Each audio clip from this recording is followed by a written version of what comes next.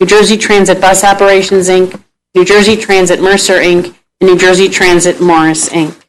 Joyce. At this time, Elmira Bongiorno will deliver the public safety announcement. Elmira? Is Elmira here?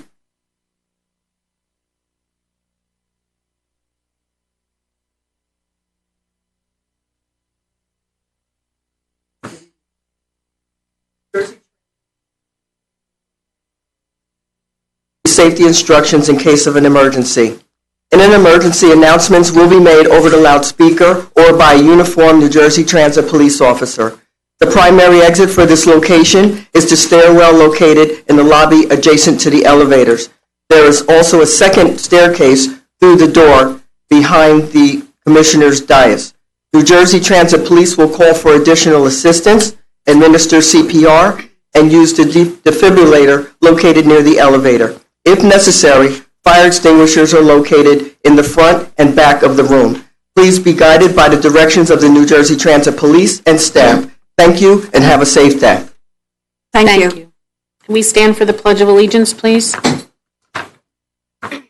allegiance to the flag of the United States of America and to the republic for which it stands, one nation, under God, indivisible, with liberty and justice for all.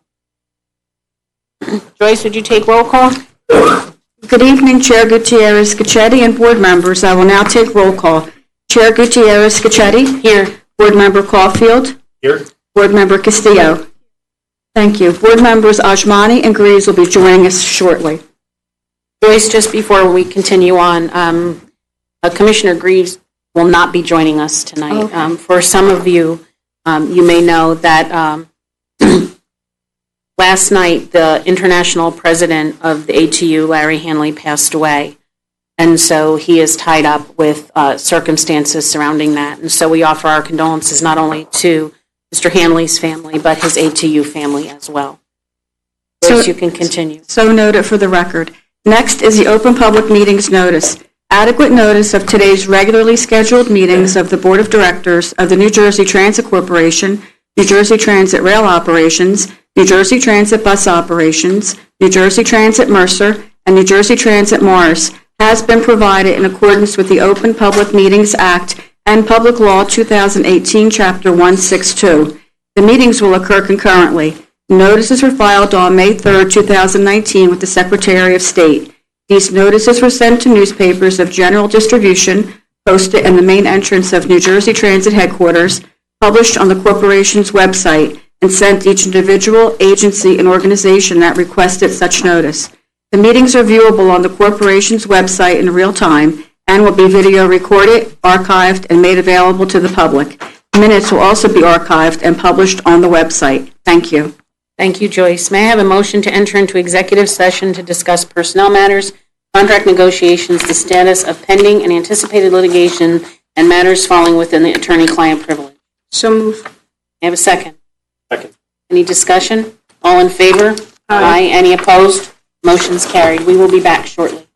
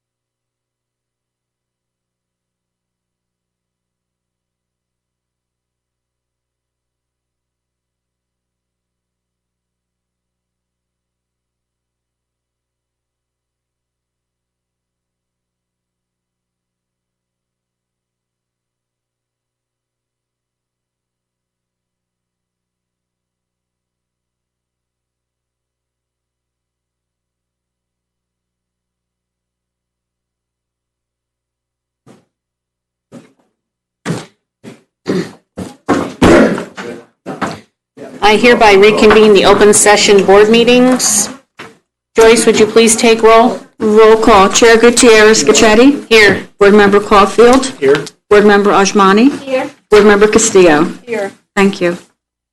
May I have a motion and a second to approve the minutes of the April 10th, 2019 board meetings? So moved.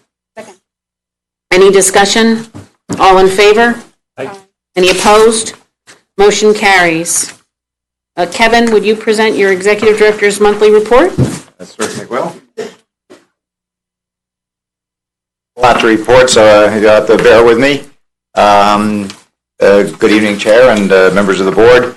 I would like to pick up on Diane's comments at the opening about offering from NJT condolences to the family and friends of Larry Hanley, the international president of the ATU. Management and labor have different roles to play, but we're all on the same team, and it's all one family, and Larry's been a very key player on this team for years.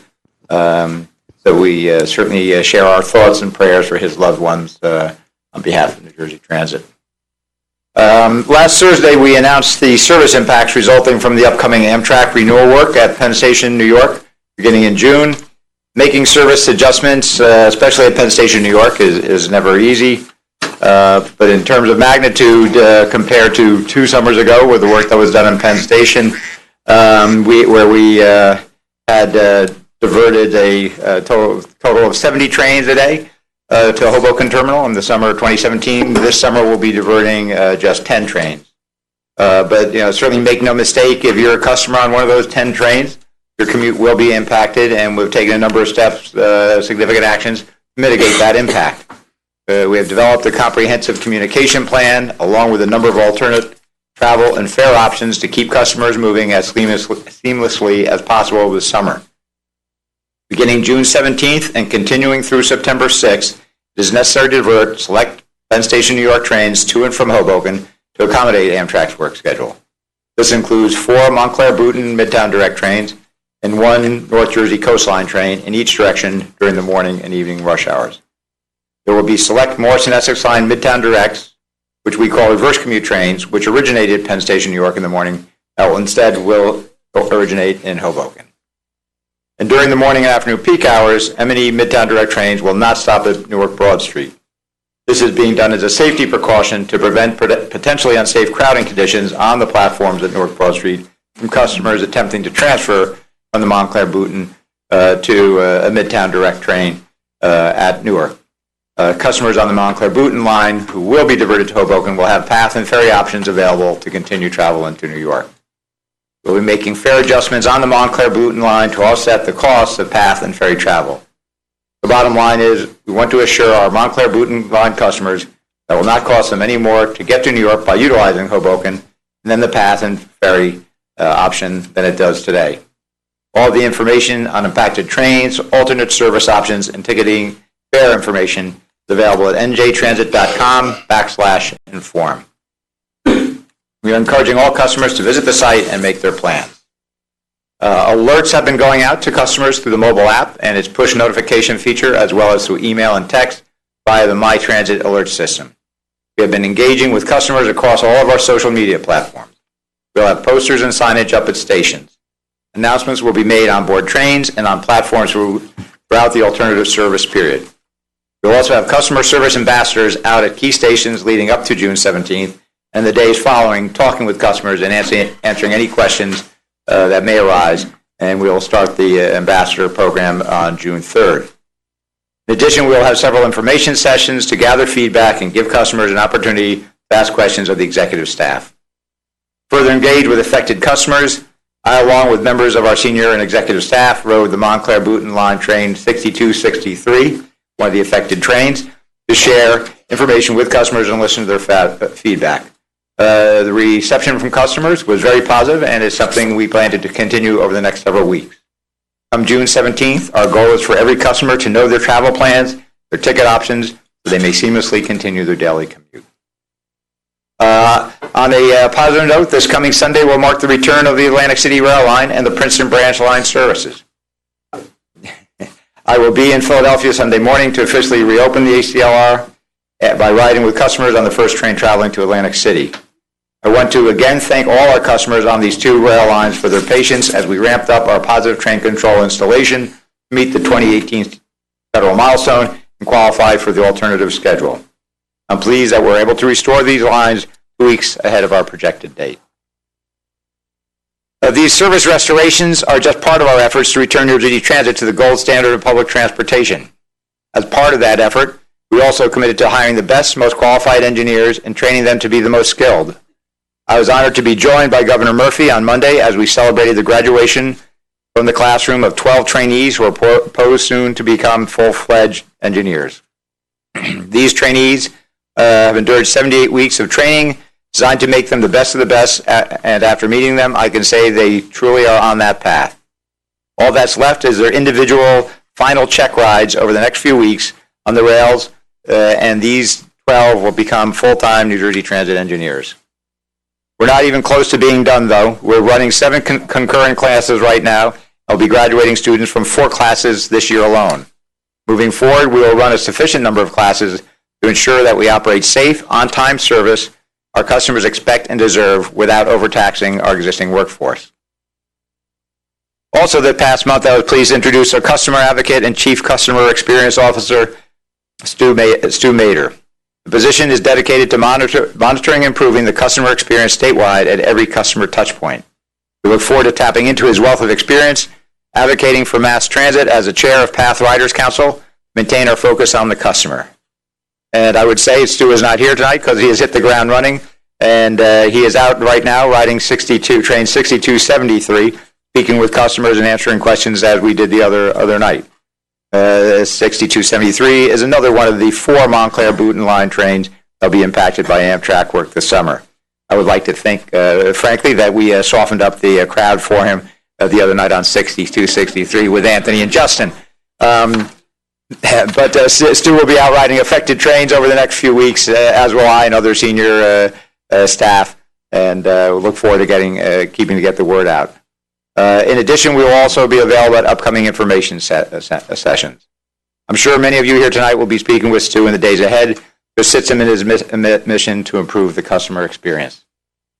On a different note, during the month of May, we are accepting public comments on our recently announced goals for disadvantaged business enterprise contracting opportunities. Our 3-year DBE goal for federal fiscal years 2020 through 2022 is 21.87%. As part of the formalization and development of these goals, we are encouraging the public to provide feedback. Ensuring that our contracting processes are open to small businesses and disadvantaged business entrepreneurs is a vital part of its success and is key to expanding a competitive marketplace, which we benefit from. I'm proud that New Jersey Transit is a leader in providing these opportunities, and we intend to continue raising our goals over the coming fiscal years. Excuse me. Information for providing public comment is at our website at njtransit.com/DBE goal. This past Friday, we had 3 participants in the Leadership Exchange and Development Program who completed their 18-month curriculum, which culminated in Boston. The LEAD program is a multi-agency leadership development program to design the best shared practices and ideas with other transportation industry leaders. Over the span of the past year and a half, the program participants rotated through each agency to meet with and learn from CEOs, presidents, senior executives, and their respective counterparts from transit agencies across the country. Congratulations are due to Gerard Pacino, Deputy General Manager for Bus Operations Support, Jeremy Colangelo Bryant, Chief Planner, and Anthony Greco, Assistant Executive Director of Communications and Customer Service. Their knowledge and experience they have acquired through this journey will be invaluable to what they have already established in their impressive careers here at NJT so far. Not all the news these days is about NJT. If you've been reading the sports section, you'll know that is horse racing season. Indeed. NJT is off to the races at Monmouth Park Racetrack for another exciting season of horse racing. Our rail service at the park kicked off this past weekend for opening day and will operate through October this year on race days. Customers can save money by purchasing our racetrack packages, which include admission to the grandstand, an official program, and our rail transportation. It's always a sign that summer is approaching when the tracks open and the horses come out to race. Lastly, the dedication, compassion, and care that our employees show never ceases to amaze me. I'd like to invite bus operator Ruben Valley up to the front as I share his story. Ruben? Oh, you got the mic on? Okay, come on up. Little did you know, huh? Thank you.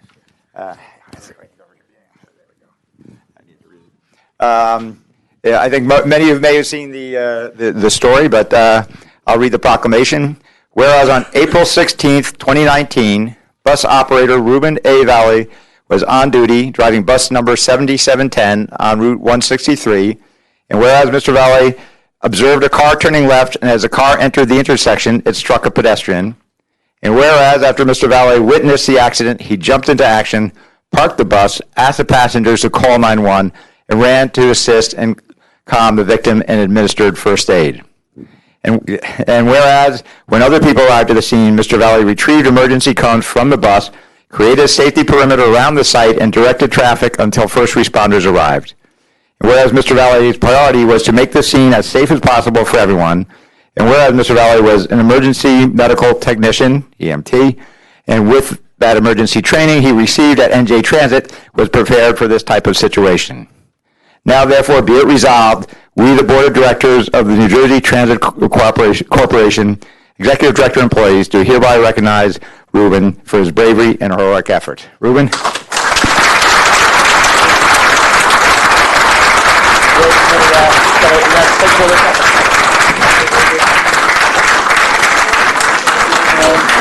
Yep, and we'd also like to ask the two ATU local presidents who are here to join us for a picture. Yeah. We have the, George, the local president for the ATU. Come on. Yeah. Ruben's wife, do you have?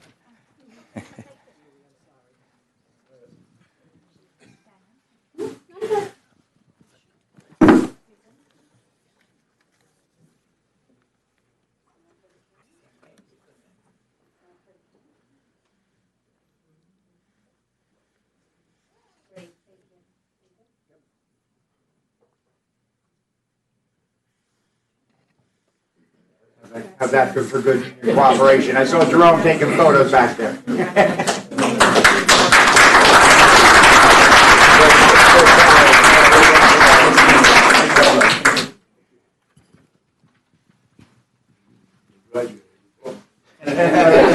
proud of it. We are. Jimmy. In addition to care and compassion, our employees also display loyalty. None more so than Mr. Luis Trujillo, who distinguished career here now spends 60 years. Dating back, I remember my parents, they made their 50th anniversary for marriage. I thought that was unbelievable. 60 years as an employee, that tops it. Listen, whatever the secret is, you got to share it. But certainly, that really, 60 years, that predates the creation of New Jersey Transit, actually. It was the predecessor public service. Yeah, so it's amazing. But Luis, if you want to join me up front, give a little proclamation. Another deployment. No, Joyce, this is the one for his 75th year. No, he's only done 60. 60, that's so much. That's fantastic. I'll read the proclamation. Whereas Luis Trujillo was born in San Sebastian, Puerto Rico, and whereas on May 19th, 1959, Mr. Trujillo was hired by New Jersey Transit, formerly known as Intercity Bus Company, and worked as part-time lot attendant, and whereas shortly after being hired, Mr. Trujillo held positions of increasing responsibility from bus station starter and depot master at the Patterson Garage, which is now the Market Street Garage. And whereas for the past 30 years, Mr. Trujillo held the position of bus ticket agent and demonstrated the highest degree of skill, ability, and professionalism. And whereas after completing his work shift at NJ Transit, Mr. Trujillo held a second job working for Trailways Bus Company, and he also drove the Yellow Taxi Company for 20 years on weekends. How do you top that? I gotta say. This is after he did four marathons in 1 month in his spare time. But seriously, Mr. Distinguished career at New Jersey Transit spans 60 years, and whereas Mr. Trujillo has been married for 65 years and has 3 children, 1 son and 2 daughters, and he has 3 grandchildren, 3 great-grandchildren, and whereas Mr. Trujillo unwavering dedication to the mission and purpose of NJ Transit and his commitment to public service has been the foundation of standards of excellence and achievement that we all aspire to. And whereas, be it resolved, the Board of Directors, Executive Director, and the employees of New Jersey Transit express deep appreciation to Luis for his outstanding achievements and personal dedication to New Jersey Transit and wish him continued success in the future. Thank you.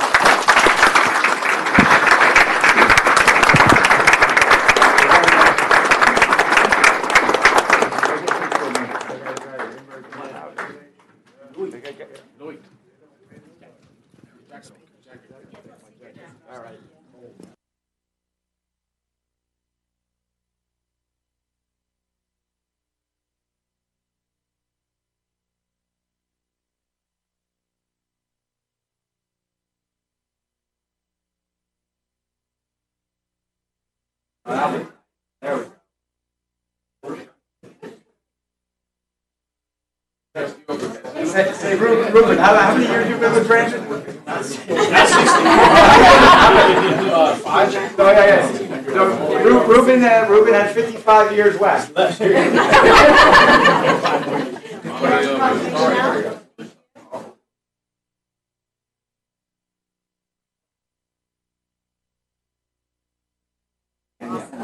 Got it.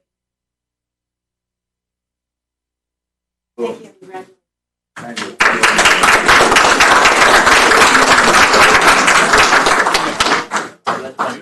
See.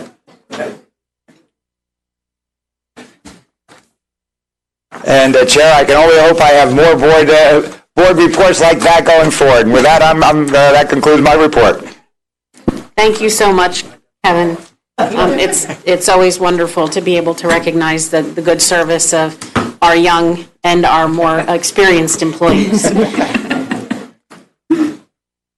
With that, I'd ask Joyce, are there any comments from the public? Yes, we have 4 speakers, and we also have a group of 5 speakers on behalf of Mr. Grady. Speakers, in order to give everyone an opportunity to be heard, comments will be limited to 5 minutes. And as is our protocol, when there are several people speaking on the same topic, 2 speakers will have 5 minutes to provide comments, and all other speakers will have 2 minutes to provide comments. The first speaker is Steve Thorpe.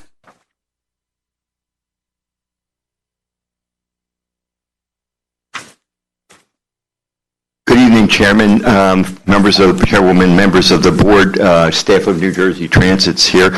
Again, I want to thank you publicly for getting rid of that light over there. It really is much easier to see the screen, and that does enhance the view because, especially when you're all up here doing a presentation or when Kevin was talking, it was so much easier to see his face and everything, so I thank you very much for that. Before I go any further, I do want to mention Mr. Russell Grady. I was blessed to be at they named a street in Patterson for him on Saturday, for those of you who don't know. He's a very humble man, and he probably wouldn't tell you, but I want to do it. So the city of Patterson recognized him for all the dedication and the work that he's done with the people in the city and for the city. The mayor was there, Congressman Pasquale was there, as well as other legislators. And it was really good to see him, get that honor. He so richly deserves it. So I'd really ask you again, I'm not going to beat a dead horse, but I'm going to ask you again to please keep him on the top of your totem pole and see if you can't do something to make it right for him. That would really be appreciated. All right, I'm going to get down to the meat and potatoes here. The schedule changes that Kevin alluded to in his talk were interesting. There were 17 trains canceled or something like that in 2017. Again, I'm going to say this, and this applies not only to Montclair Boonton, but it also applies to Raritan Valley. There's got to be some horse trading done with the Northeast Corridor. There's got to be a way that you can, it's going to require some work. I'm not saying this is going to be a simple thing, but to sit down and have your scheduling people look and say, okay, can I get a couple of those trains and move them around and get those folks from the Montclair Boonton line and the Raritan Valley line into Penn Station? As I explained last month, I held up a copy of the Northeast Corridor timetable. The thing is about like this. If you hold up a Montclair Boonton line, it's like that, and Raritan Valley is like that. There's got to be a way you can squeeze them in there. I just find it difficult to believe that can't be done. It's like I said, it's not going to be easy, and I'm not a scheduling expert. I think when Tom Morgan left, we lost a lot of institutional expertise there. But I'm sure you have people there that could do it. I would volunteer to come in and at least discuss it, because I think it's something that those folks on Montclair Boonton really deserve. They're losing their 4 trains. They can't transfer at Broad Street now because there's a safety concern. I'm not aware of how bad it would be, but it really limits their mobility a lot. If I was on the Montclair Boonton line, I would probably drive, if I could, if I was, and I am a driver, I could probably drive to one of the stations out of Morrison, Essex, and catch a train there. But I think to just take those 4 trains away without really sitting there, and I'm sure you've done some work, but I'm saying please give it some consideration to really examine those schedules and find a way to slot a couple Raritan Valley trains and a couple Montclair Boonton trains at least into there. And like I said, I'm not telling you it's easy, and I know it's not easy. I've examined schedules. I'm not an expert. But I can tell you can probably do it if you're careful. You'll make those people very happy, and you'll get a pat on the back from several people if you do that. So at least give it a try. And the other question I had is, since the Amtrak track work is starting on July 4th and ending on Labor Day, why are you starting to rearrange your schedule so much earlier? Is this something to do with bidding with the unions, or is this something that you're just doing arbitrarily? So those are questions I have, but thank you very much. Thank you. The next speaker is Sally Geller.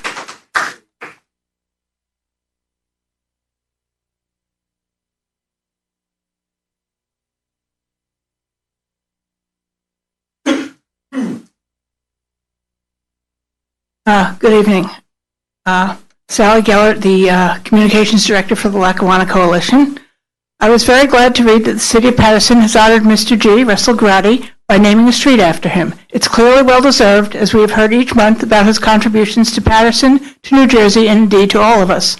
We at the Lackawanna Coalition urge you to find it in your hearts to recognize him appropriately as well, so that his life can return to normal and his supporters do not have to make a monthly trip to remind you of your obligation to repair this long-standing miscarriage of justice.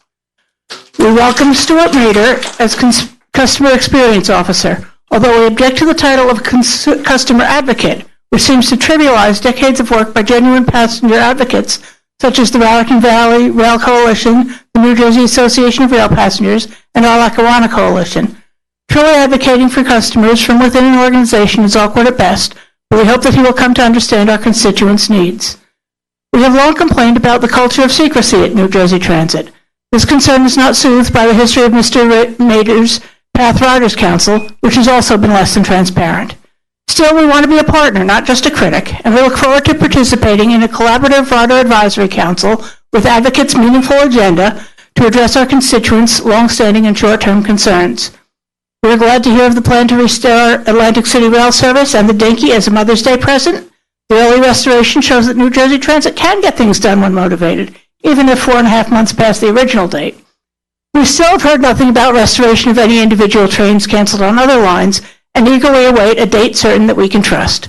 We are also still looking for a restoration of weekend path service between Hoboken and the World Trade Center. Lackawanna Coalition members and friends Joe Clift, John Bobson, and Jack May have checked carefully the planned summer schedule, and we see serious problems.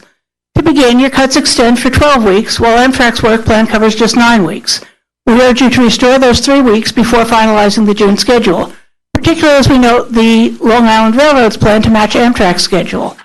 By scheduling a longer service outage, New Jersey Transit threw away an opportunity to minimize rider discomfort. You also took the easy way out by simply diverting Montclair trains to Hoboken, which requires limited schedule planning effort, instead of rescheduling the Northeast Corridor and other services to make room for Montclair Bruton trains every 40 minutes. Eliminating peak service between Newark Broad Street and New York Penn makes it impossible for those departing from the Montclair Boonton stations east of Denville to reach that station on New Jersey Transit trains, and you make it difficult for Newark commuters on the Morrison Essex lines to reach Newark. Your plan is unacceptable. You can and must do better. Your goal should be to minimize rider discomfort, not to make your scheduling job easier. In addition, riders who normally go directly to New York Penn and now must take the path or ferry have a smaller discount than 2 years ago. In the past, we have called for a reduction in the Hoboken fare to take pressure off New York Penn, and we're told that was impossible, yet that is exactly the plan for this summer. We expect that what can be done temporarily can be done permanently, so again, we call for improving the fare structure. Furthermore, there is an exception to lower fares to New York Penn Station.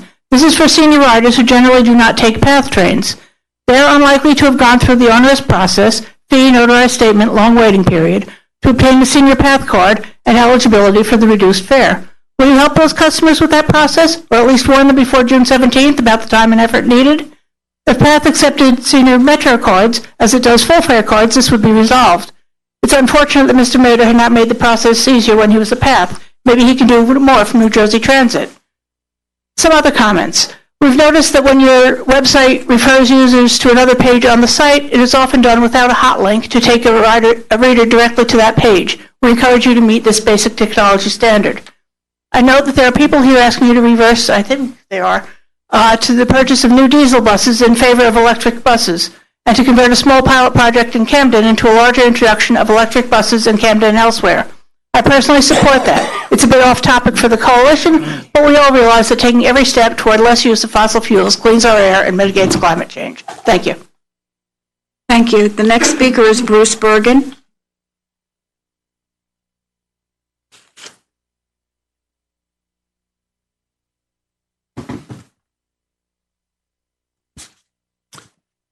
Good evening, Madam Commissioner, Director, members of the board. Thank you once again for allowing us the opportunity to speak.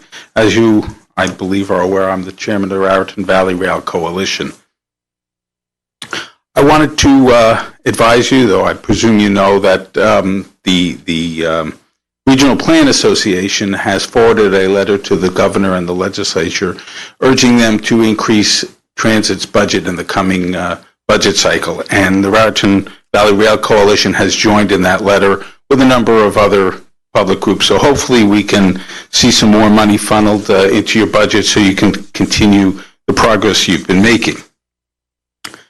What I'd like this evening to do is to present to you a petition that has been signed by supporters of the Raritan Valley Rail Coalition. Just to give you some quick statistics, at this point, we have almost 3,400 followers on our Facebook page, 580 Twitter followers, and our website has had almost 2,300 views. So I think we can say that we do have the support of those residents within the 4 counties that are served by the Raritan Valley line. We posted on our website and at a public meeting that we had some months ago, a petition, and I guess it's a sign of the times. What I'd like to present to you is 94 physical build-out petitions, as well as a list of 153 other names of people who filled it out online. I guess that's a sign of how things are done these days.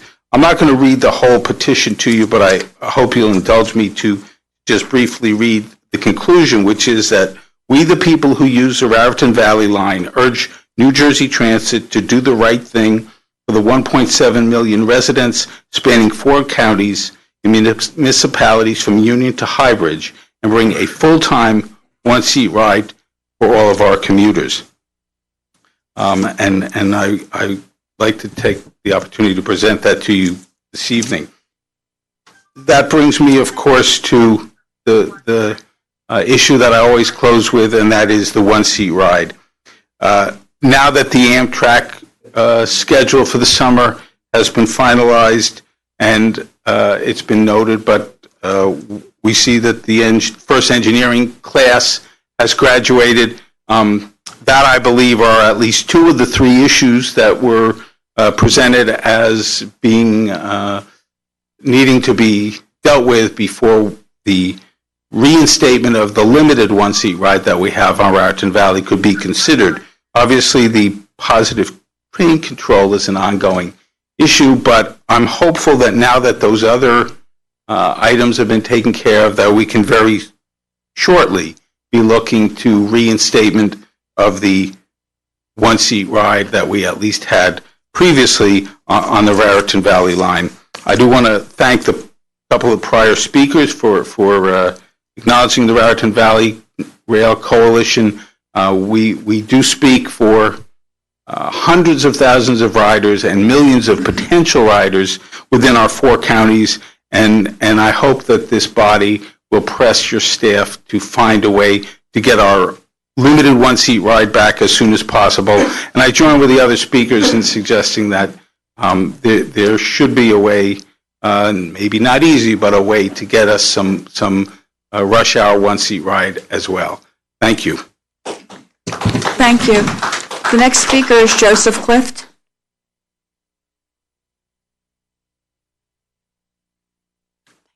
Good evening. I first want to draw your attention to this page in the Executive Director's handout. Unless this is a Rorschach test, I don't know what this is. I suggest that you all look at this handout and make sure it's legible in black and white. Let me ask a question. Did any of you come here by New Jersey Transit rail or bus today? Some of you come from Trenton, and that's not too hard to do. I also want to echo everyone else on Mr. G, a lifetime of civil rights service, and he deserves every accolade, and I hope you all can figure out a way to solve his issue with New Jersey Transit. I really do. And your customer experience officer, this is a specific request to the board, have Stuart Mader report to you. The problem with having someone who claims to be an advocate working within the pyramid of management is, where is his allegiance? Is it to the customers or is it to the management? One way to creep up on some independence is have that person report to the board. The MTA has similar people working for them. I suggest considering that. That doesn't relieve him completely of the problem of being paid by the organization he is supposed to be advocating for changes, but it helps solve it. On the service changes, it's already been echoed by several, but I got to tell you, having been at the Long Island Railroad, if the Long Island Railroad can figure out how to mimic Amtrak's 7 weeks of outage, I cannot see a single arguable reason that New Jersey Transit is starting 2 weeks early and ending 1 week late. I don't care what the issue is with management and labor. The Long Island Railroad can solve it. You can. You are now increasing the pain on the Montclair Boonton by an extra 3 weeks of unnecessary pain. And to the Montclair Boonton, there's no admission in the statements by New Jersey Transit that there are 4 diesel trains on the Montclair Boonton that effectively have no access to New York Penn because they used to go through Broad Street. Those connections are gone. There are also 3 little stations on the M&E who have no access to Penn Station. I would like New Jersey Transit management to acknowledge the full impact of the changes, the diversion of trains to Hoboken. And for some people, they say, well, it's not a big problem. It adds a half an hour on each half of a commuter's day. You have to stand up on path. It is not nearly the same quality. It's not nearly the same time. And so I think you should acknowledge the full impact and just list by station how many people are affected. I think 5,000 people is low, but if you list it by station, at least you will have it in. And Steve mentioned rescheduling the corridor from July 4th week until Labor Day. Guess what? A lot of people are on vacation. The Long Island Railroad used to take that time to do major work at Penn because you could actually reduce the number of trains and still give seats to everyone. So in the Northeast Corridor, I think your scheduling people could have come up with a schedule that had fewer trains because there were fewer seats needed, and the Montclair Boonton would not be having any service to Penn. The Long Island Railroad is not denying a single rider access to Penn Station. You guys, or New Jersey Transit, is denying access to an entire branch. That is simply not necessary, and it's not fair. And last, let me talk about last week. Many of you know that on Thursday, a group of representatives from the Transportation and Infrastructure Committee of the U.S. House of Representatives came up. They took a tour of the tunnel. They came in on Friday and had testimony, and I want to clear up 3 issues I've written down here that were stated by the executive director. The first is that you cannot repair the existing tunnels from Sandy damage without shutting them down completely. And the simple answer is there's 55 hours on every weekend, 9 hours every night where that can be done, and go across town. Ask for a tour of the Canarsie Tunnel project. They were doing all the repairs without shutting that line down completely. And the second is the claim that you have a governor that is helpful to New Jersey Transit. I would argue the 1% increase in the budget does not reflect that. And last, there was an impression given Friday that once the Hudson Tunnel project is done and the Portal North project is done, there will be more capacity. And nothing was done by anyone to disabuse the congressional people. That is false. You spend $17 billion, you got not one single additional train for the Raritan Valley or anyone. And so there was the impression left on Friday that we just have to get Hudson Tunnel and Portal North done and we're finished. That is simply not true. The last thing, I didn't list it on here, but a statement was made that Portal North was ready to be worked on. What was not stated, Portal North does not qualify for a core capacity grant because it does not increase the capacity by the 10% minimum. And I think that should have been stated. Thank you. Thank you. The next speaker is Tim Sevener.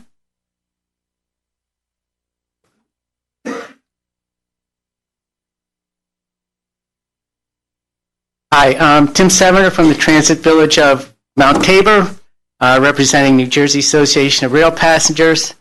So I gave you all handouts. There's new people on the board. What I would like to know is if you are going to go back and rethink the New Jersey Transit plan and get back to the New Jersey Transit Plan 2020 that was outlined by Jeff Warsh under Christine Todd Whitman, did a study of reviving a lot of these abandoned rail lines, like the Northern Valley Greenway, the Mountain View that can go to Sparta, it can even go to Warwick. We need a long-term plan. I also gave you the information about the cuts that have been severe, savage cuts on the Morris line, the Bruton line. The last train, as I've said before, from Denville to east is 9:02 a.m. Now there's Montclair State students, a few of them that get on the train, but a lot of them, they can't do it at 9:02. The last train, the first train to return is 2:24. The first thing I think we have to do here is restore the service that has been savagely cut. It was cut first under Corzine and then, even worse, under Christie. Just run the trains. We have the tracks, we have the stations, run the trains. And as I said before, Kevin, because you can take this personally, a way to start, Hoboken weekend service on the Morris line. That would make a huge difference for people. That would give you a train every half hour instead of hour, does not use the tunnels. It gets you to scenic Hoboken. People, if they're in the summer and they're on vacation, we always have visitors, and we say, oh, go to Hoboken, and then you take the ferry, and it's beautiful. Now that you're getting some engineers, I know you need people to run these trains, but we need to run them. This is a serious capital investment, but you really need to rethink Plan 2020. Matt Walsh from New Jersey Association of Rail Passengers has been talking to the Federal Transit Administration and trying to work with towns about getting these abandoned railways back to light rail and getting service. And what they told him after a long time of many, you guys probably know it's hard to get a hold of them, he said we either need the North Jersey Transportation Planning Authority or New Jersey Transit to say, look, we need these abandoned rails for rail. If you want to include trail, that's great. That's a good idea. The two go together. But you have to say these are protected for rail as planned out a long time ago, 2001, for Plan 2020. There is one other question I have, which we never got an answer. Mount Tabor is having our 150th anniversary the first weekend in August on our Children's Day celebration. And what we would like is that this is not going to cost you any money. It will cost 1 minute on the schedule. That for that first weekend in August, that all you do is you stop every train at Mount Tabor. Because we are going to be, as it is, every year we are totally overrun with cars. It's dangerous for kids that are in various events. And this year especially, we're having past kings and queens come back. It's going to be a major event. And all you got to do, just stop the trains. Just inform, send out a notice. I think there's time now to do it, to say on this weekend, Friday, Saturday, Sunday, the first weekend in August, every train is stopping at Mount Tabor so that everybody does not have to drive. Because a lot of people are not going to take a train when it's 3.5 hours gap, which is what it is now.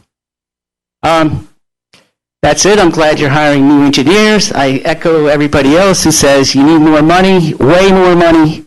We have to get serious about this. As I said many times, we're cooked. Thank you. Thank you. The next speaker is Will Guzman.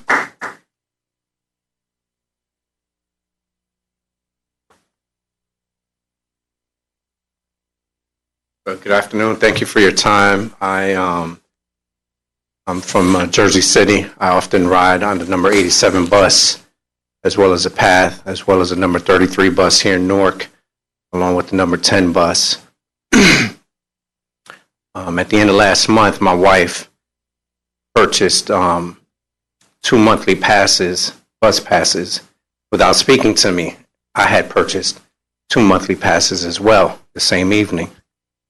This past Sunday morning, I attempted to get a refund on 2 of those passes, and so I approached the clerk at the Penn station under customer service, and he immediately began to tell me that refunds were not possible, and so I went around the corner to speak with a ticketing agent, and they said it was possible. They had me fill out the forms, and they said they would mail them in, and it would take 4 to 6 weeks. And so I went back to the original ticket agent in customer service, and I asked if there was a manager or a supervisor that I could speak to. And he began to become irritated and rude and said no, that there was not. So I said, well, what is your name? And he refused to give me that. And he said, figure it out. So I've been living in Florida for many, many years, and I came back 2 years ago. And in those 2 years, I've been using the bus and the PATH and the light rail on a regular basis to get to and from to work. And I'm writing a book on Raymond Brown, and so I often visit his wife, Montclair, so I take the bus to Montclair as well. And so I see a very stark contrast as to the customer service. The bus drivers on the number 87 line, which service a predominantly African-American clientele, are very rude. But the bus drivers who service Montclair, they go out of their way to be very kind. And so what I experienced this past Sunday morning at 11:25 a.m. was just a continuation of this kind of very stark contrast as it relates to customer service. And so I did not know it until I did the research. I left Penn Station Sunday morning very irritated and upset. And so I began to do the internet research to see what is it that I could do to get involved. And so I had a couple questions. One is, who is the manager? Who do I talk to articulate my concerns regarding customer service and people being rude and curt? The second question I have is, how do I become nominated to do what you're doing? Right. I noticed the 2 qualifications is, one, you should never have given a campaign donation, and I think the second is to use the New Jersey Transit. I think I'm eligible. And so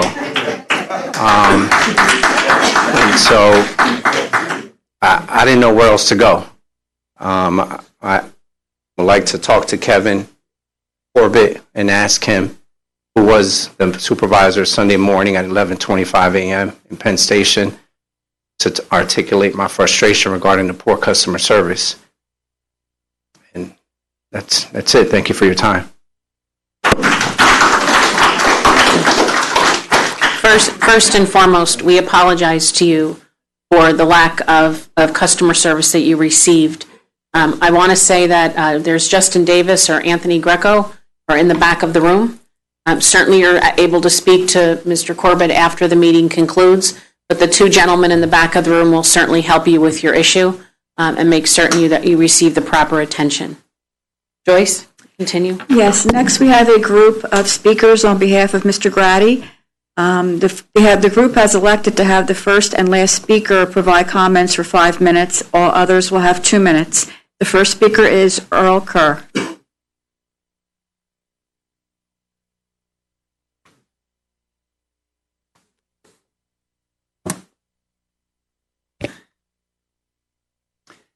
Good evening, Madam Chair, members of the board. I'm somewhat in between two positions here. I thought that by now we would have gotten some positive word from the New Jersey Transit regarding the unfinished business of justice for Mr. G. The board knows that we've been coming here now over 2 years, and we are here representing one single issue. To be honest, it would feel a little bit more comforting to me if we were talking about ridership and engineers and so on and so forth. But we're talking about an issue that can easily be resolved. You don't have to go to a university to have this issue resolved. All you need is empathy. All you need is to stand up and stand in justice. And that is what we are failing to do. For 15 years, Mr. Grady have been raided out of his business that created a lifestyle for himself and his family. And over those 15 years, he has been steadily fighting with the New Jersey Transit to get some justice. And justice has eluded him over these 15 years. When we come here and we speak, we are not attacking individual members of the board, because I see you as a collective. So when we speak, sometimes we may say a word or two that goes against the grain, but that is out of frustration, because we have been doing this for so long and we are not getting, seemingly we are not getting anywhere. So we're here this evening again, and we promise that we'll be here month after month until this issue is resolved in a reasonable way that can be seen as some justice for Mr. G. Now he's broken up in so many pieces, it's absolutely impossible to put it together that he gets real justice. But we'll settle for something that is close enough, that he can feel that New Jersey Transit made an attempt to make him whole. You can't make him whole. For 15 years, he has lost his wife because of the pressures of this case. His family, the abuse he has received. You can't make him whole. We are not asking for that. We are asking you to stand up on justice, just like you would like someone to do it for you. If it was a member of your family, you would want justice. So we are here All we're asking, we know there's discussion going on. We just want to make sure that you don't believe that we have dropped the ball and we are gone anywhere. We are not gone anywhere. We are here and we'll be here until justice is attained for Mr. G. Thank you. Thank you. The next speaker is Donna Ivy.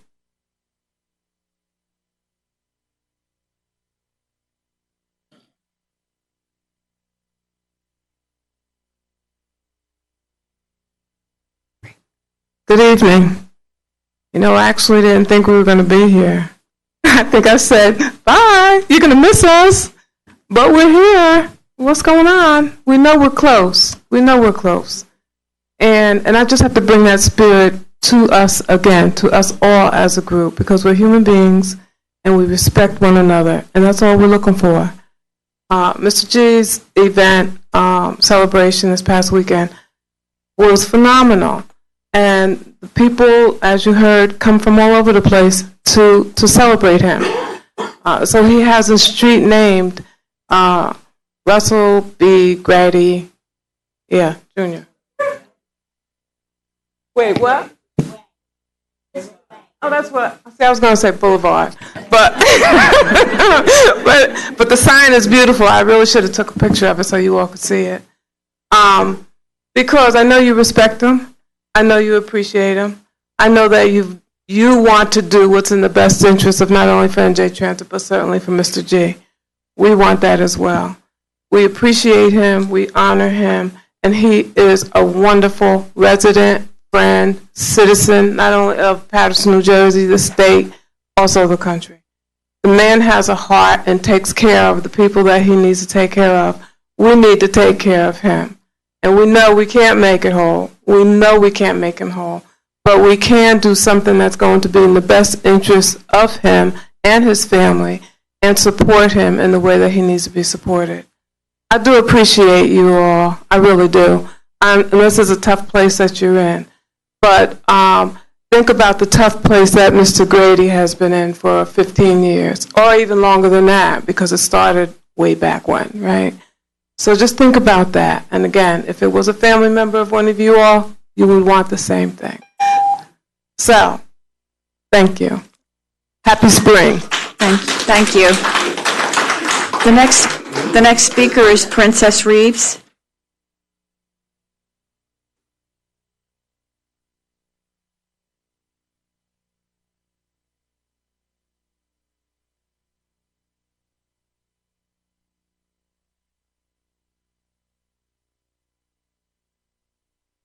I'd like to start off by saying good evening to the board and also to wish every special moms a happy Mother's Day in advance. I'm going to keep mine very, very brief because I'm still not in my best of shape. I had the pleasure to be in the presence of Mr. G as a gift was bestowed upon him, as they named a street after him. So this is something that's gone down in history that is in remembrance to all of everyone that will last over the years to come.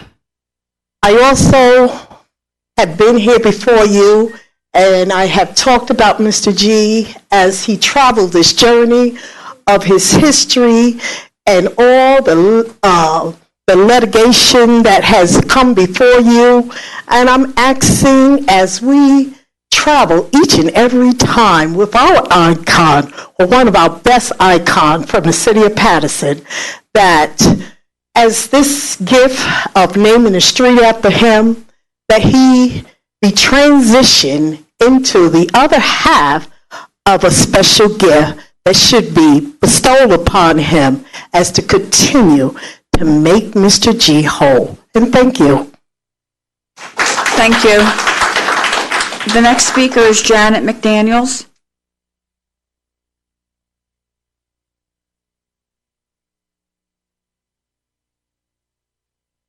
Good evening, Madam Chair, the board, the audience, all of you who have bestowed very kind words upon Mr. G.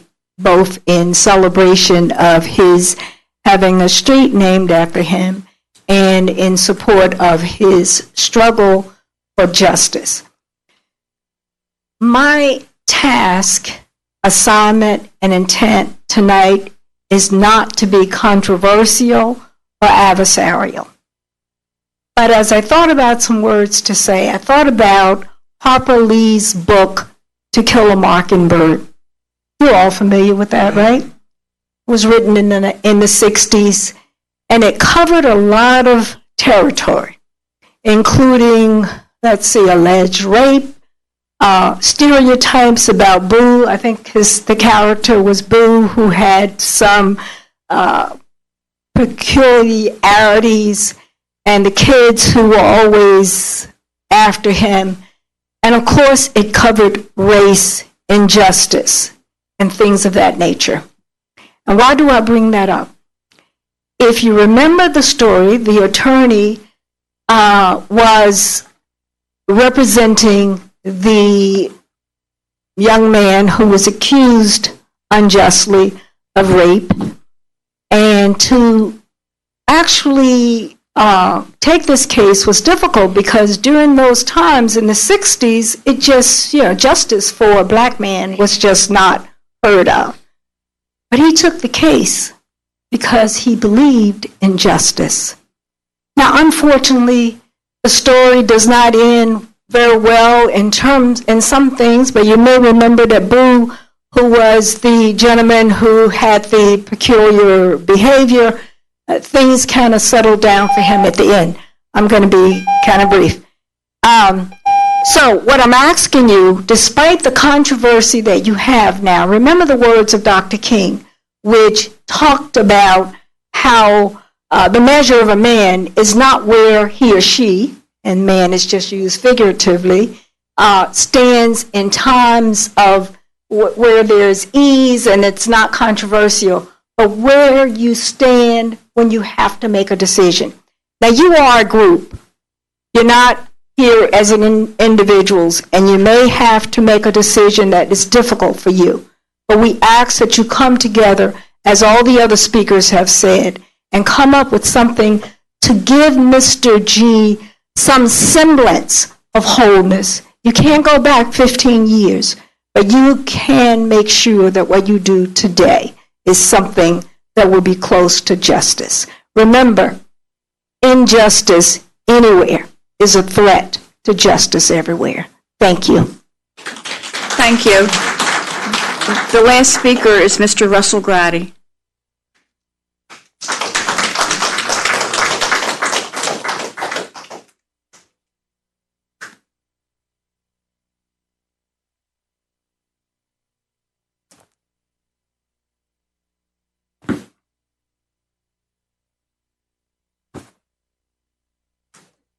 Madam Chair, Executive Director and Board, I'm Russell Grady, I think better known as Mr. G. Thank you guys for accepting us again. I'm sure that you're sick of us coming, and we are sick of coming. I want to thank Lackawanna Coalition people, Mr. Thornton and his people, for supporting this cause. This cause is not an unjust cause. That's why we're still coming here. It's a just cause. And I know it has put you guys in a terrible position. You had absolutely nothing to do with the decisions that was made back in 2004. But nonetheless, the decision was made. And as the years has passed, I've never given up for a minute, feeling that somewhere justice was going to be had. I'm not a person who asks for something for nothing, but I do ask for what's right and what's just. And if you go back, I'm sure, if Mr. Snow haven't given you all the information, both sides of the story, in terms of what happened back in 2004. And people who was running this outfit at that time, they wasn't good people. If they were, I wouldn't be here. I absolutely would not be here if they were just, if they was fair. And I didn't ask for any gifts, any compassion. I simply asked for fairness. Give me a level playing ground. If I can't get mine from a level playing ground, I don't want it from that kind of man. I had a lease with New Jersey Transit. New Jersey Transit never wanted me there in the first place. I had to fight all kind of obstacles to get there, to be able to operate in the bus station. But I fought, and I won. We're fighting here, and I still have hope. Just not in wonderful group that has been supporting me all this time. All these wonderful people. Fantastic. Once a month, they get up, leave their children in their home to come down and support me. Not just because of maybe who I am, but there's a cause that they fight for. They believe in justice. They believe in justice and they're willing to make that sacrifice. There is some negotiation going on. Now, we are talking. We've been talking for a long time. But until you reach a point where you look at what actually happened and what damage was done to this family, financially, physically, and mentally, can you imagine me living with this all these years? But because of who you are, or maybe the color of your skin, that you had to be treated like someone that's inhuman. I paid my dues in this country. New Jersey Transit never given me anything. They fought against me every step of the way. But I was determined to fight for my rights. Still fighting for my rights, and I expect justice. I started to say demand it. I expect justice from you guys. I know it's put you guys in a terrible position. You had absolutely nothing to do with it. But this company did, and the people who represent did, and you now represent this country. Please take a look at what I'm asking and be reasonable. And we'll get out of your hair. We don't want to be coming here aggravating you with these orange shirts every month. We don't want to be doing that. But as Mr. Carr said, unless you come with something reasonable that we could live with, we'll continue to come. I appreciate you guys so much. Go back and look at the facts of this thing and look at how you can be just and fair to Mr. G. Thank you. Thank you. There are no further speakers. Thank you, Joyce. Suzanne Mack will present the advisory committee report, please. Good evening. I came on the 80 bus to the path. That's how I got here tonight. But I wanted to come. As you know, we're on our bi-monthly schedule, so our last report actually covered our April meeting, which was held in Atlantic City. But I did come tonight.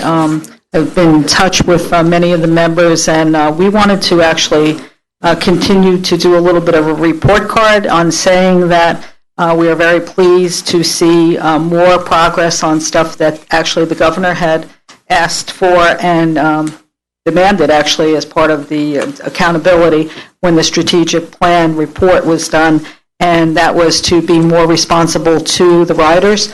And the actions that have been taken this month in having the engineer class, which was a vital part of having positive train control, was getting our engineers back so that we can actually run the trains. That's very important to the customers long term. I know long term is long term, but it's going to take a couple of years to get that done. But you committed to do it last year, and you've started to do it, and I wanted to put that little report card up there. But the other thing I think, which is also very important, is the advocacy czar, or with the guy who, I'm sorry he wasn't here tonight to meet him, but I think that's going to make a real, I listened as an advocate to other advocates here, and I think having that view of it when he's not riding the train, he'll become, I'm hoping that he'll become a person within the organization that will actually take those complaints and actually raise them. And I think actually the idea of him reporting a little bit to the board, it's made a lot of sense as it was suggested by the advocacy groups. But I also want to comment on the advocacy groups. They have been coming and they are here and they have good suggestions, and I think they are listened to. I hope they feel they're listened to. And I think that that also is part of, I'm kind of like an organizational wonk. I try to, Steve Thorpe would tell you that we've been doing this a long time as the Senior Citizens Transportation Committee and the advisory groups. Corporate culture here has changed. One of the things that nobody in Florida has been the longest serving board member will tell you, even though there were the ups and the downs, there was never a thought that the employees at New Jersey Transit weren't the best, that they weren't committed to servicing the customers. They worked under very difficult circumstances, and so therefore seeing people tonight who have been in the trenches and actually working and responding, and people who have been here 60 years working, and the fact that you recognize that and that you respect it and you celebrate it is a change in corporate culture. A welcome change in corporate culture here. Also, the whole thing about customer service. I do ride the buses in Hudson County. You've run into a situation like that. I have to thank the commissioner for helping this gentleman. This gentleman came because of something that happened last week. I have to applaud that. I mean, the fact that he, took the time, he had a situation, decided to come and actually raise it to the board. I think that's how things actually do get done. And I'll have a side conversation with some people about some other advocacy people who did that kind of stuff back in the day. I don't know who that would be, but to the one-seat ride on the Raritan Valley, I know if my co-chair here, Ron was here tonight, he would be talking about the Raritan Valley, so that's also important.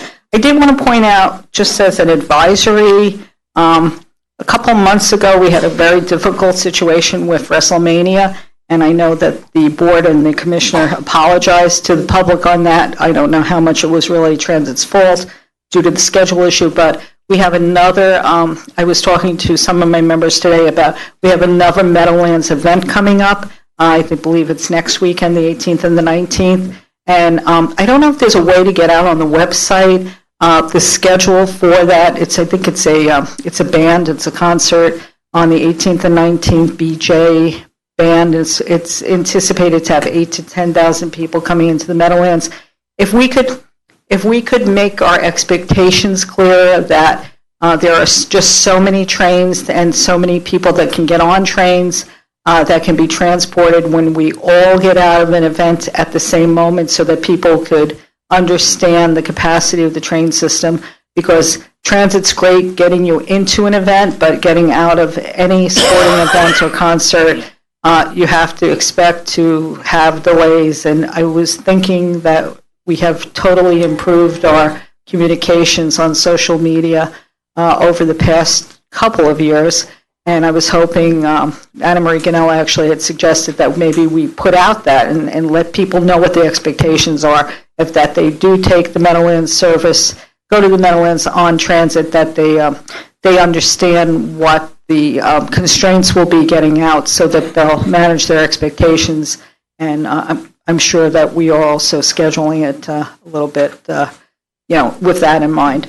So I think that basically covers it. I think I've been doing this for 40 years, so Flora will tell you, 1979. I think the governor has shown, I've never met the governor, saw him at an event once, so I don't know him, but I again think that when the administration in Trenton says that they want to do a reorg and refigure it out, and then they are able to give any increase back to transit, it's a statement. If there was more money, I'm sure we'd get more money. I'm sure you are all fighting for more money, and I hope that money comes. We did have a report on the budget in our April meeting, but I think it's important to realize that transit has become an important part of the culture in New Jersey now, and just recognize that. I thank you. Thank you. Board Member Castillo will present the Operations and Customer Service Committee report and the Administration Committee report. Thank you, Madam Chair. Our committee received an update on operations and customer service trends, analysis, and actions for rail, bus, and light rail. The committee also received updates on proposed technology investments to improve customer service and communications, system security update, an update on our TNC pilot efforts, and the asset management program. Additionally, we received an update from our social media activities and the ongoing trends and analysis, as well as the pilot that we have going on with Access Link. Madam Chair, that concludes my Operations and Customer Service Committee. Regarding the Administration Committee, we received several updates, including financial update on our fiscal year and year-over-year operating results, budget to actual comparisons of revenue and expenses, and major operating results. Additionally, the committee received an update on headcount, vacancies, and hiring. That update included a review of major balance sheet items such as changes in working capital, outstanding debt, and accounts payable.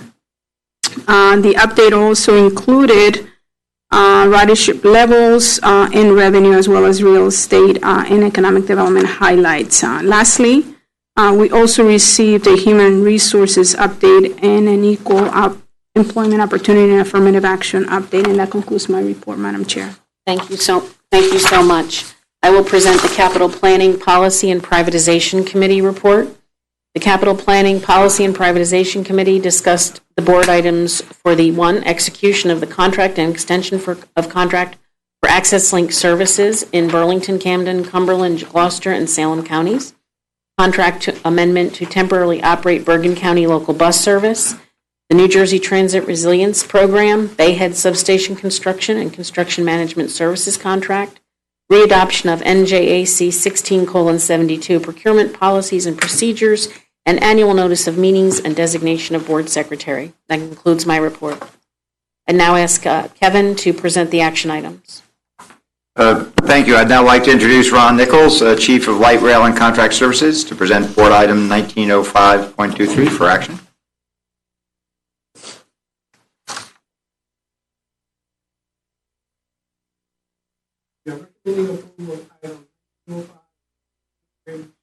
Execution of contract 19-002 for the provision of Access Link service in Region 2, covering Burlington, Camden, Cumberland, Gloucester, and Salem counties. Authorization is requested to enter into New Jersey Transit contract number 19-002 with Eastern Coach Company of Eastern Pennsylvania and take all other necessary actions necessary to implement and administer the agreement for the provision of Access Link service in Region 2, covering Burlington, Camden, Cumberland, Gloucester, and Salem counties. Service for the initial 32-month base period from October 20th, 2019 through June 30th, 2022 at a cost of $47,824,997 plus 5% for contingency.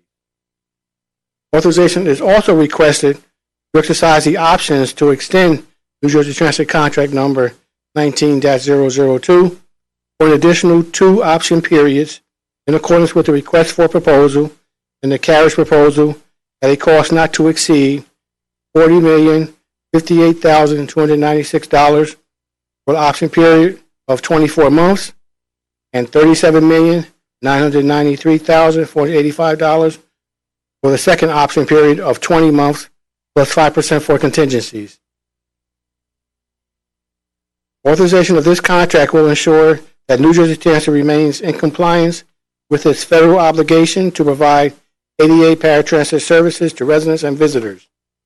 They will ensure that those who are unable to use New Jersey Transit fixed route local bus service have the opportunity to be independent and increase community participation. We ask your approval of item 1905-23. 05-23. So move. We have a second. Second. Any discussion? I do have a question, Madam Chair. Ron, can you speak to me about performance measures that we have included in this contract? Region 2 seems to have a lot of chronic service delays, has been consistently ranked number 2 out of our 5 regions. Yes, we have included performance measurements monitoring their on-time performance, their time for trips, their distance as far as how long a passenger is in the vehicle, from the destination to their origin and destination, and we have monitoring methods for this new contract. What about the vehicle availability? I know that seems to be a factor as well. Yes, right now we have an order to increase the vehicles in Region 2. We have a purchase for replacement. New ones are coming in, right? And we increase the maintenance and the monitoring of the vehicles. Okay. I know we got a really good contract amount. What will be the per cost per trip? Is that going to go down for this region? Yes, we're looking for it to go down. Okay, thank you. Any further discussion? Board Secretary, please take a roll call vote. Roll call vote, Chair Gutierrez, Khechari? Yes. Board Member Caulfield? Yes. Board Member Osmani? Yes. Board Member Castillo? Yes. Motion carried. Thank you. Kevin? Thank you. I now ask Ron to present the next item, 1905-24, related item for Access Link service. We are recommending approval of item 1905-24, extension of Access Link contract 12-011 for the provision of contracted service for Region 2 in Burlington, Camden, Cumberland, Gloucester, and Salem counties. Authorization is requested to extend New Jersey Transit contract number 12-011, the existing agreement with First Transit Incorporated of Cincinnati, Ohio, and take all other actions necessary to implement and administer the agreement for the continued operation of Access Link Region 2 in Burlington, Camden, Cumberland, Gloucester, and Salem counties service for an additional 3-month period from July 13th, 2019 through October 19th, 2019 at a total cost not to exceed $4,844,759 plus 5% for contingency. Authorization of this contract extension will ensure uninterrupted Access Link service and that New Jersey Transit remains in compliance with its federal obligation to provide ADA paratransit service to residents and visitors. We will ensure that those who are unable to use New Jersey Transit fixed route local bus service have the opportunity to be independent and increase their community participation. We ask your approval of 1905-24. May I have a motion to approve board item 1905-24? Second. Any discussion? Joyce, would you please take roll call? Roll call vote, Chair Gutierrez, Khechari? Yes. Board Member Caulfield? Yes. Board Member Osmani? Yes. Board Member Castillo? Yes. Motion carried. Thank you. I now ask Ron to present 1905-25 concerning a contract amendment for Passaic County. Yes. We are recommending approval of item 1905-25, amendment to Passaic County local bus service contract to temporarily operate the Bergen County local bus service.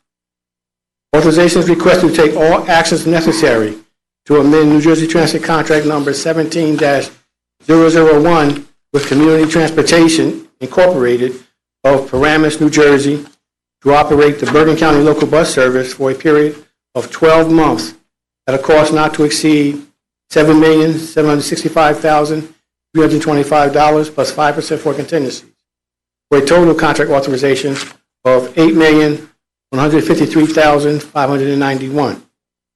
Saddle River Trail Incorporated provided a formal notice of termination of the contract for the operation of the Bergen County local bus service. Continuation of this service is important to riders and is consistent with New Jersey Transit's mission to provide for the operation of a coherent public transportation system in the most efficient and effective manner. Community Transportation has operated the Bergen County local bus service under contract with New Jersey Transit for the past 7 years and is familiar with the routes and service requirements and can immediately take over the operations of service without incurring any service disruptions until such a time a request for proposal procurement process can be completed.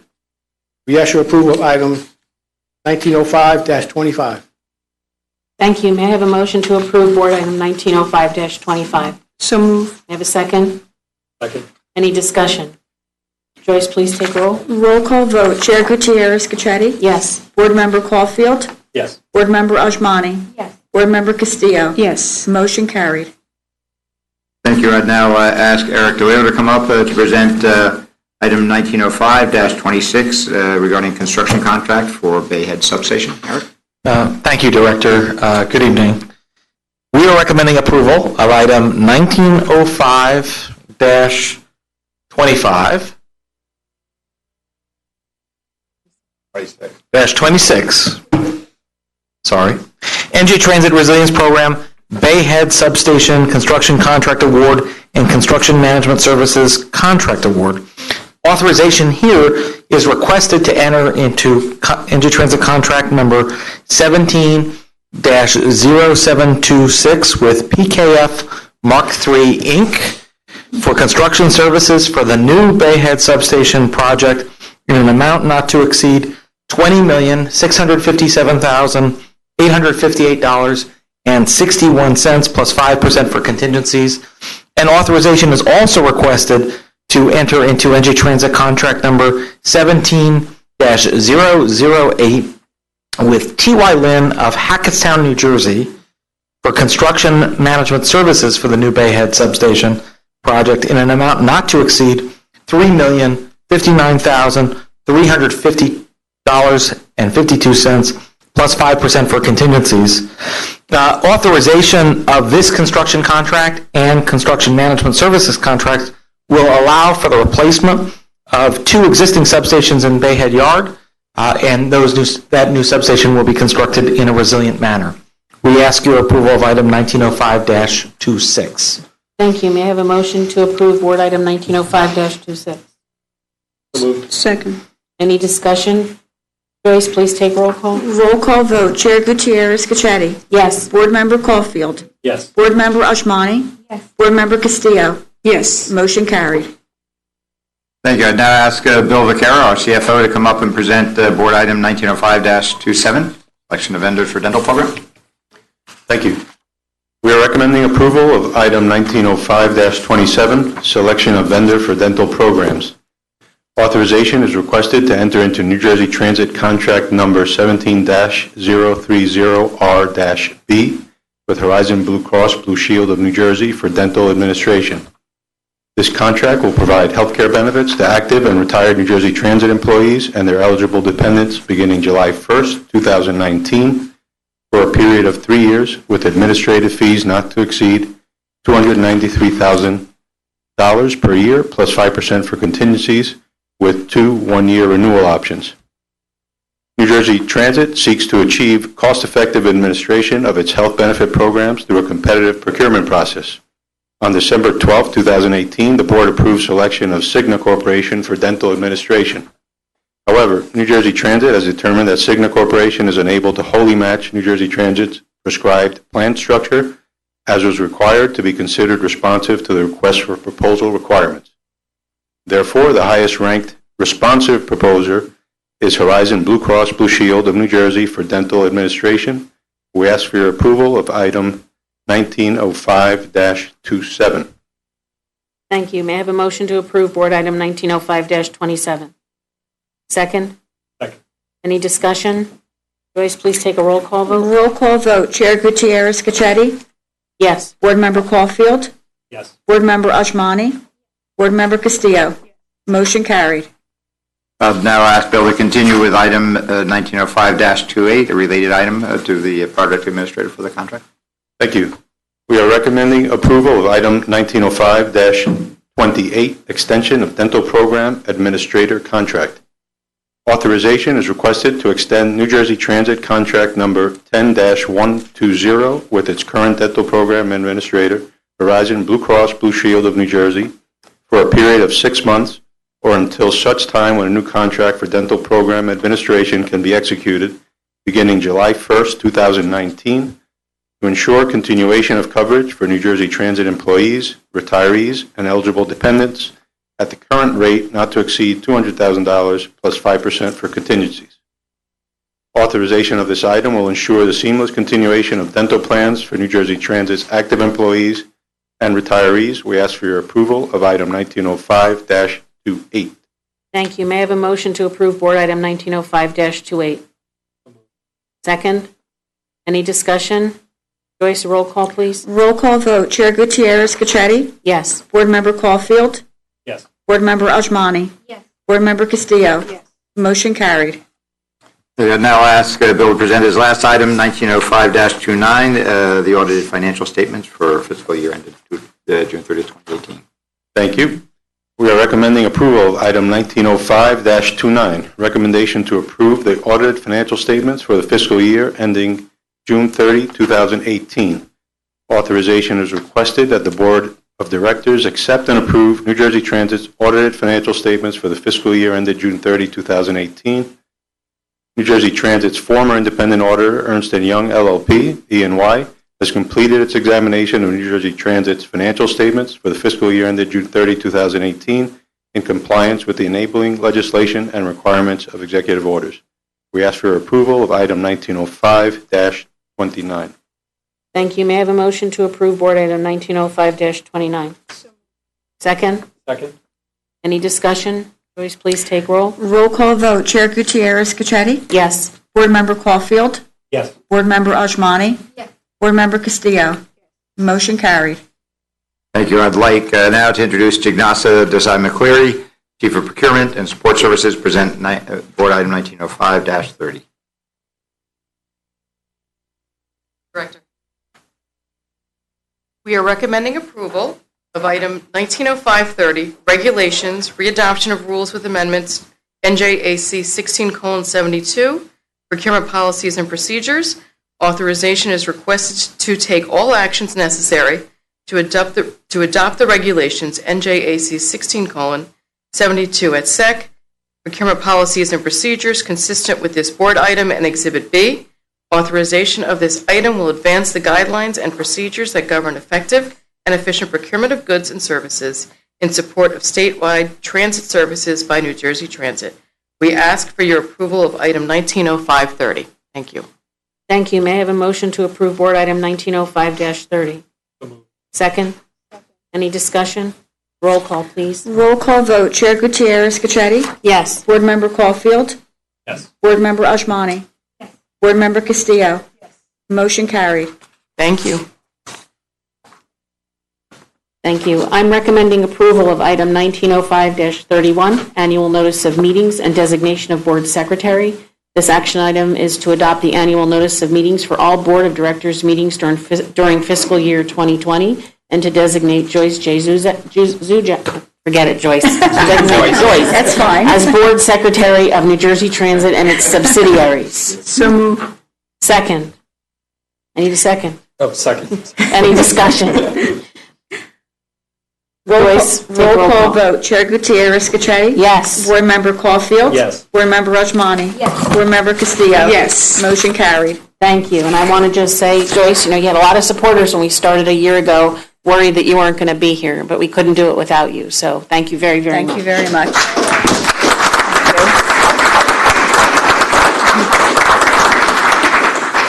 Since there is no further business, may I have a motion to adjourn the board meeting? So moved. Second.